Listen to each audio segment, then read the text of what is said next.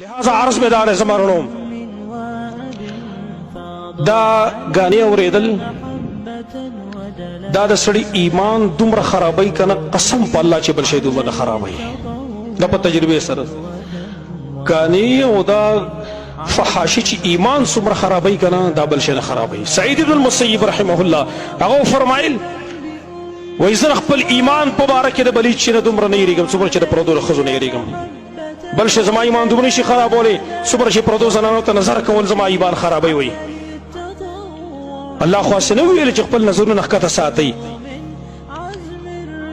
نو لهذا زه تاسو ته درخواست کوم نوجوانان ټول نوجوانان اکثر دلته موږ په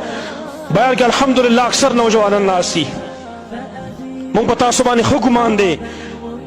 د خپل الله سره تعلق قایم کړئ قرآن اورئ ان شاء الله تعالی سره مو خوشحالئ. دا زما الله ویلی دی الا بذکر الله تطمئن القلوب خبردار ګورئ د الله په ذکر باندې زړه مطمئن کیږي زړه ته اطمینان او خوشحالي نصیب کیږي. نن نوجوان نسل چې په پریشانو کې مبتلا دی کله یو ځای کې خودکشي کوي کله بل ځای کې خودکشي کوي وجه هم دا چې دا اصل کې هغه شی اختیار کړی دی چې کوم شی زړه ته پریشاني ورکوي او خوشحالي زړه ته نه ورکوي. او زه یو تپوس کوم دا اکثر زه وایم اکثر یې زه وایم مونږه چې دا غانې ورو په ایمان یې وی ستاسو د الله په ذات باندې قسمي دا کوم خلک چې دا غانې وی او مونږ یې ورو دا ښه خلک دی دا دینداره خلک دی دا الله والا خلک دی که ښه خلک یې خو راته وی دا کار ګندګیر دی جو ګنده خلک یې کوي نو ځان ولې ګنده کو چې مونږ هم دغه غانې ورو زم د هغې ګندګیري اختیار کړم. او بل دا عرض کومه دا ټول نوجوانان دی واوري نن زه د هندو او د فاسق فاجر د هغې قانون ما موبایل ډک کړی دی نو ته په ایمان یې وه ته الله منې او که نه منې ته رسول منې او که نه منې قرآن ته منې او که نه منې نو ته په خپل الله باندې قسم وکړه ته په ایمان باندې یې وه چې چرته هندو ستا قرآن اورېدلی دی هغه چرته ټیم ورکړی قرآن نه چې نن پکې دا قرآن اورم خیر دی یا په ګاډي کې قرآن لګولی یا په خپل کور کې قرآن لګولی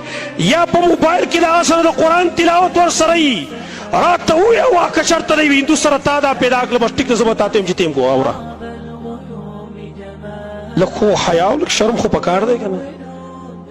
لږ غیرت خو په ځان کې پیدا کول پکار یي که نه دونه بې غیرتوب خو نه دی اختیارول پکاره چې هندو زما قرآن لیټرین ته اړته یو زه به د هغې ګانې اورم نن زما پلار زما مور دا څوک وکنځي که نه نو زه اوس څومره عمر دشمني کوم که اوس مې په رسي وجنه مې او که زما الله دغه د کلام شاه بېعزتي وکړه نو زه به هغې له غاړی ورکوم صیبه ډېر ښه ډېر زبردسته کاره که نه هلکان به صیبه سهار راپاسي پلاني خبر نه بیگان نوی گانا چې کوم دا هغه اپلوډ شوی د صیبه یوټیوب ته او فیسبوک ته نوی گانا ډېر زبردست ده که نه داسې شت به وله ورکي ته چې دا الفاظ د خولې نه وباسې تا له شرم نه درځي ته شرمېږي په دې نه چې تا الفاظ تا وویله